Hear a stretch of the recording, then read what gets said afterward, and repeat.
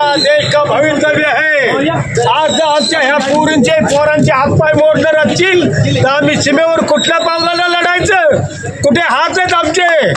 पाय मोडून घ्यायचे, हात मोडून घ्यायचे. अरे अवघड तुम्हाला 10 मिनिटं चर्चा करा. या पोरांची वेळ नाही. ह्या पोरी काय वय ह्यांचं? तुम्ही जंतर मंतरवर यांचे हातपाय मोडताय, डोकी मोडताय. लाजा वाटलं पाहिजे. आणि तुमचेच माणसं की बॅच नाही काय नाही ते आमचा जंतर मंतरवर आणि लाठीचार्ज आहे कवळ्या पोरांच्यावर करताय. आम्ही पोरं वाढवली एवढ्यासाठी. अरे आमची जमीन विकल्या.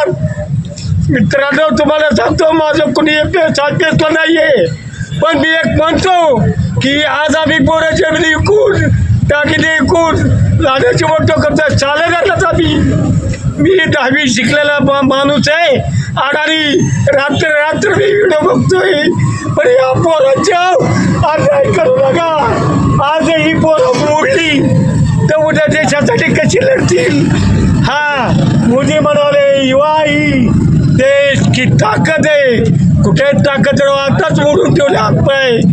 कशी आमची पोरं उभी राहायची? देश कुणाचा आहे? अरे हिटलर सारखं वागू नका रे. खाली या काय धर्मेंद्र प्रधान तुमचा राजीनामा सरकार घेऊ शकत नाही.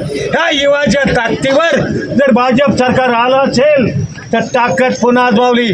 देशभर तालुक्यात उभी राहिली ती पोरं आणि ह्यांचे हातपाय मोडायचे आम्ही. अरे लाठ्या तुमच्या हातात आहेत. सीमेवरचं सैन्य रक्षण करतोय बघबा त्याच्यात आणि आमच्या तरुणाईचं तुम्ही हातपाय तोडायला बघताय. हलकट हे सरकार आहे.